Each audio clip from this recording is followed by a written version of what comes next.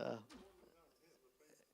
yeah. Well, Judah was running everybody's space there while ago. Um, but yeah, so I was talking, we was talking, so it wouldn't take but just a second for a kid to run out the door and tragedy, you know.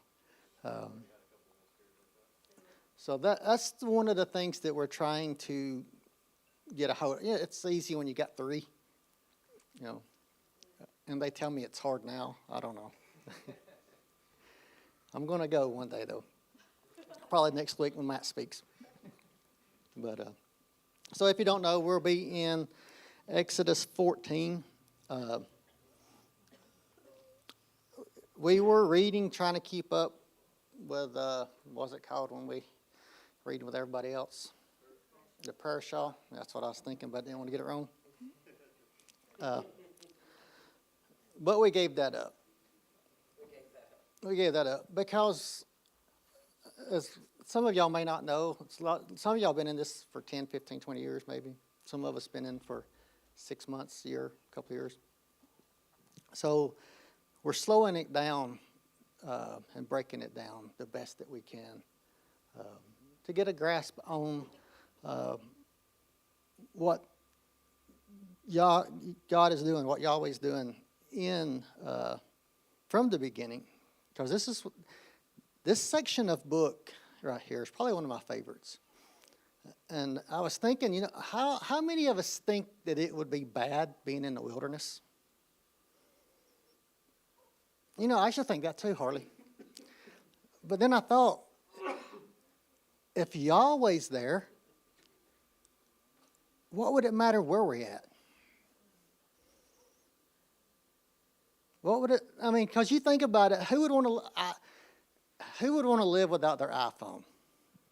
You know, we did it for how many? 40 years. But I wouldn't want to live back in the 1800s after I've seen civilization now, and I probably wouldn't want to live in a desert after living in civilization now. But when you think about it, if Yahweh's there, what does it matter where we're at? And we'll read into that. But just think about that, because like I said, I was thinking, man, all these people griping, complaining, they're out here in the desert, and God just leaves them out there. But then you think, you know, look at the miracles. Now, verse 1, it says, "Now the Lord spoke to Moses, saying, Speak to the children of Israel that they turn to the camp before Pi-hahiroth. I will butcher the names. Between Magdal and the sea, opposite of Baal-zephon. You shall camp before it by the sea. For Pharaoh will say to the children of Israel, They are bewildered by the land. The wilderness has closed them in. Then I will harden Pharaoh's heart so that he will pursue them. And I will gain honor over Pharaoh and over his army, that the Egyptians may know that I am the Lord. And they did so." So think about what God is doing here. That he's going to gain honor, not just for Israel, but over Pharaoh. So he's doing this. You know, you think about sometimes, you know, Yahweh just does things just to be doing it. No, he's always got a purpose and a plan behind everything that he's doing. He said, Now it was told to the king of Egypt that the people had fled, and the heart of Pharaoh and his servants was turned against the people. And they said, Why have we done this, that we have let Israel go from serving us? So think about that. Now, why have I let my servant go? Now I'm going to have to clean my own house, right? I'm going to have to pick my own groceries. Sounded like a good idea when the plagues was coming, right? I'll pick my own groceries. I'll clean my own house, right? But after everything's gone. And it says, so he made ready his chariots and took his people with him also. He took 600 choice chariots and all the chariots of Egypt with captains over every one of them. And the Lord hardened the heart of Pharaoh, the king of Egypt, and he pursued the children of Israel. And the children of Israel went out with boldness. So remember this. when we get to some of this other stuff. They went out with boldness. So the Egyptians pursued them, all the horses and chariots of Pharaoh, his horsemen and his army, and overtook them, camping by the sea, beside Pi-hahiroth. I'm going to get close there. Before Baal-zephon. I know it. I have problems with the English names. Yeah. Especially if they go 4 letters. Then Pharaoh drew near, and the children of Israel lifted their eyes, and behold, the Egyptians marched after them. So they were very afraid. What happened? They just walked up boldness a while ago. Now they're very afraid. It's like, you talk loud in school. You're going to start a fight. You talk loud. If you's my size, you talk loud. You look big, talk loud. Why? So the teachers would hear you talking loud to come save you. Yeah. So think about this. Yeah, they was talking loud going out. Yeah, look, see what my God did, right? But now they're getting scared. They was very afraid, and the children of Israel cried out to the Lord. Then they said to Moses, because there were no graves in Egypt, have you taken us away to die in the wilderness? Why have you dealt with us to bring us up out of Egypt? Is this not the word that was told you? Is this not the word that we told you in Egypt, saying, let us alone that we may serve the Egyptians? For it had been better for us to serve the Egyptians than that we should die in the wilderness. And Moses said to the people, do not be afraid, stand still and see the salvation of the Lord. So this is where I want to stop just a second. Well, there you go. I was just going to say, you see this here, and the amazing things that happen immediately after this. But this same thing that they tell Moshe right here is probably the same thing that they tell Moshe. Spoiler alert. It's the same thing they tell Moshe like over and over and over. It would be better if we just stayed in Egypt, even after everything that they saw after this point. But it's kind of interesting to see the what was going on in their stinking thinking. Yeah, I can say that. Stinking thinking. Okay. For one, so there's no graves in Egypt, right? That's what they're saying. Yeah. Okay, well, that means he's going to rescue you out of that place. That's why there's no graves there, right? Yeah. So then if he's going to rescue you out of that place, he'll see to it that he'll take care of you wherever you are, right? No, because it's like what we do is that we let what we see around us affect how we think, our stinking thinking, instead of just saying, I know I'm going to trust him. I'm going to just like Raina said, I'm going to trust him. I'm going to believe in what he has said, that he's redeeming us out of this place. And if he's doing that, I can trust him wherever he's going to take us, that he's got it. He's got it. So to me, this is the salvation story. This is the... is that yours? Yeah, it's a joyful sound, especially on the other side of the wall.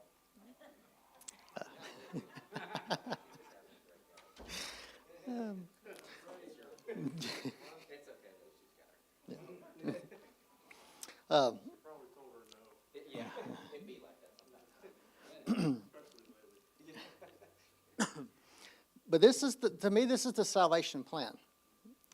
And so think about how quick we lose our memory.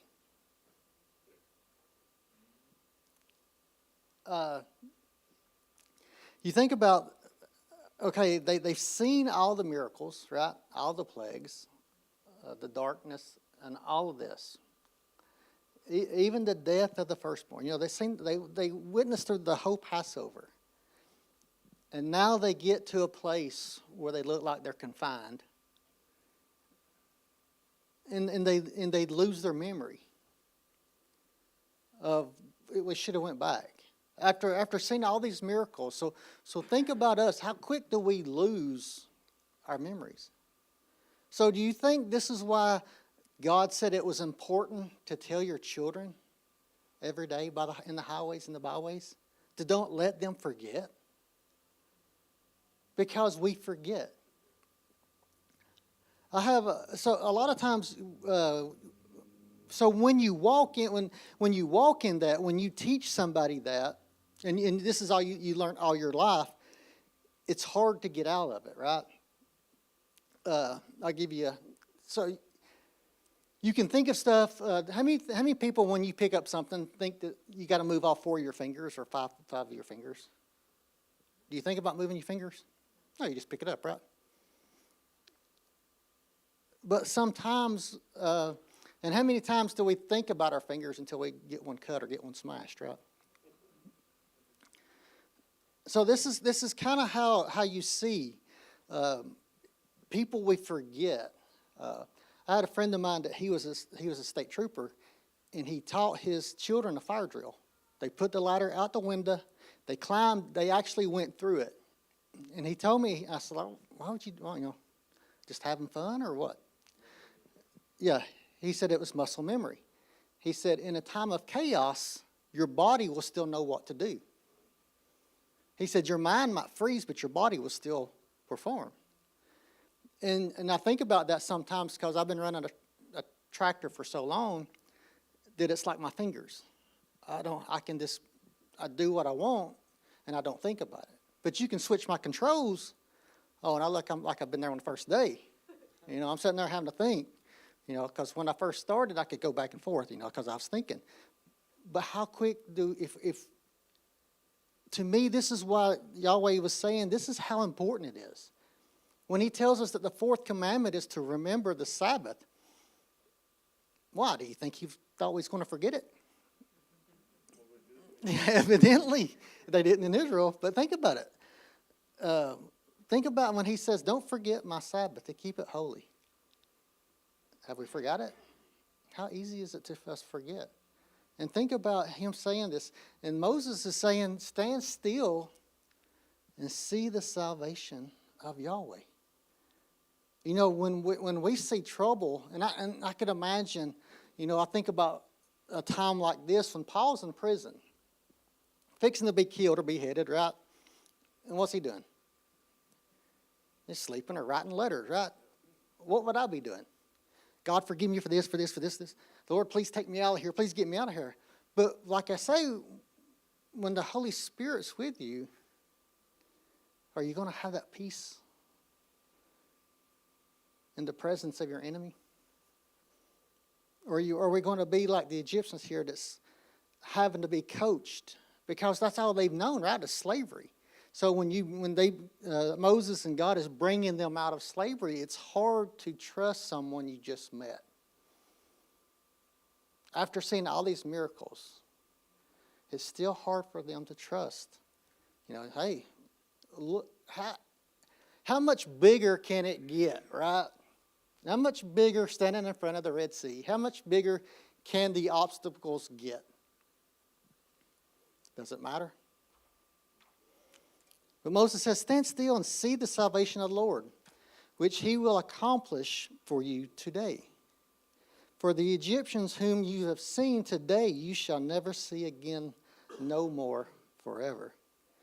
The Lord will fight for you, and you shall hold your peace.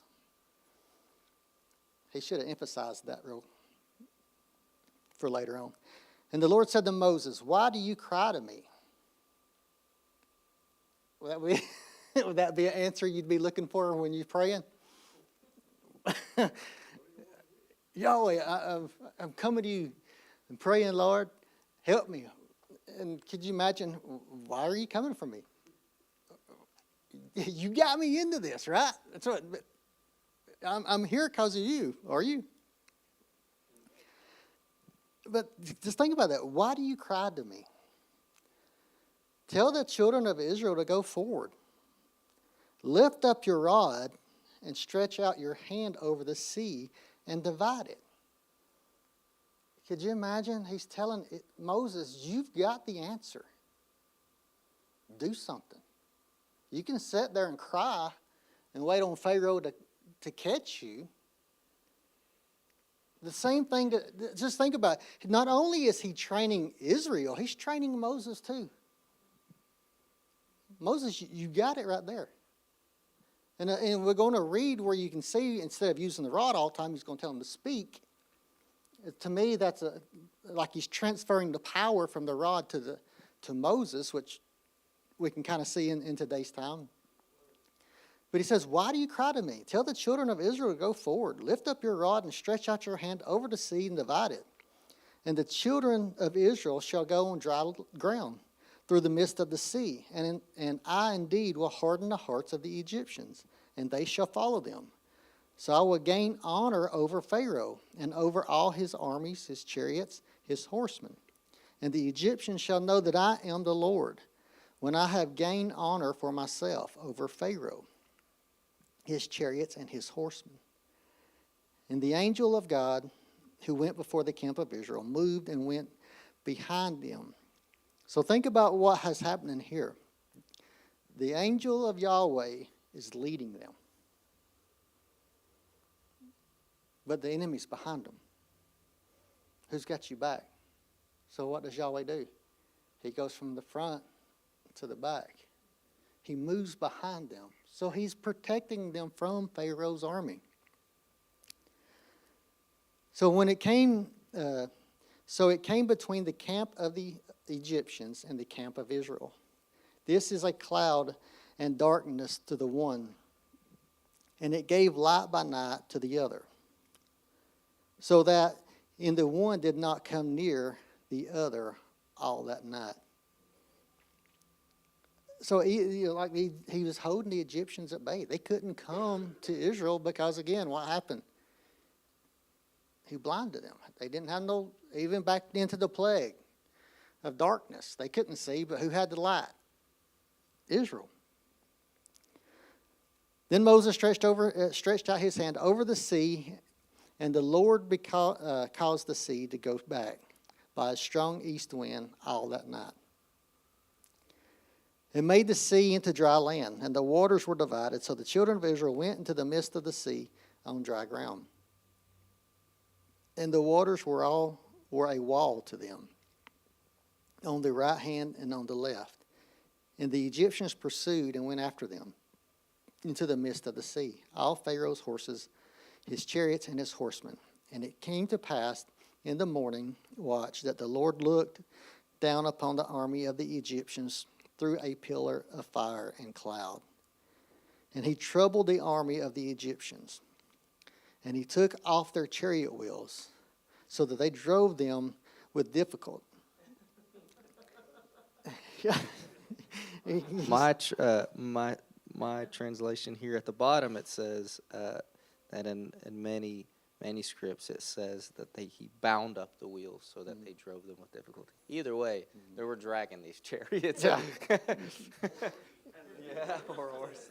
And the maintenance man probably got in trouble for not greasing the wheels. Luckily he didn't, because they didn't make it back. Yeah.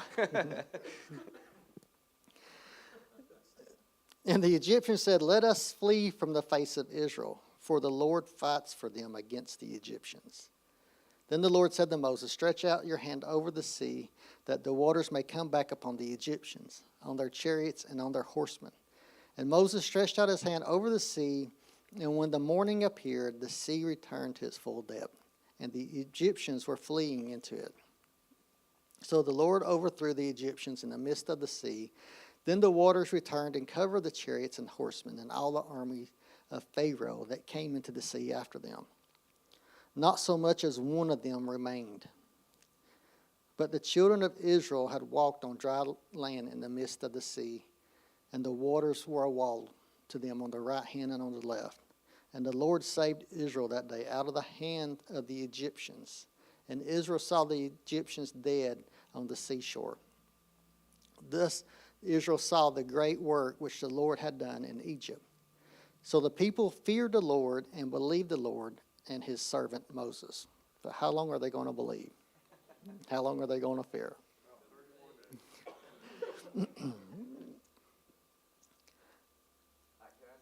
Real quick. This scene is so iconic, right? The water splitting. And there's different ways you can look at it if you read. I mean, the Charlton Heston was, puts the staff up and then just boom, it splits. But, this one talks about an east wind that blew overnight, creating this passageway. And I don't know, this may not mean anything, but I thought it's cool that it's a wind coming from the east, and it just makes me think about the return of the Lord, you know what I mean, coming from the east and providing the salvation, creating a path. It talks about how in those days in Zechariah that the mountain is going to split and it's going to create a path of escape. And so to me, that's like, there may be a parallel there that he's willing to move land and sea to rescue us from the enemy. And so, I don't know, it's cool. I think it all is. I think it's all, that's why I say I think this is the basis of the salvation. This is what salvation looks like. Because if you think about, all of this is running a parallel. If you think about salvation, so we believe that we're saved by grace through faith, right? So whatever it took for Yahweh to get you to Him, what was that? What was it that God?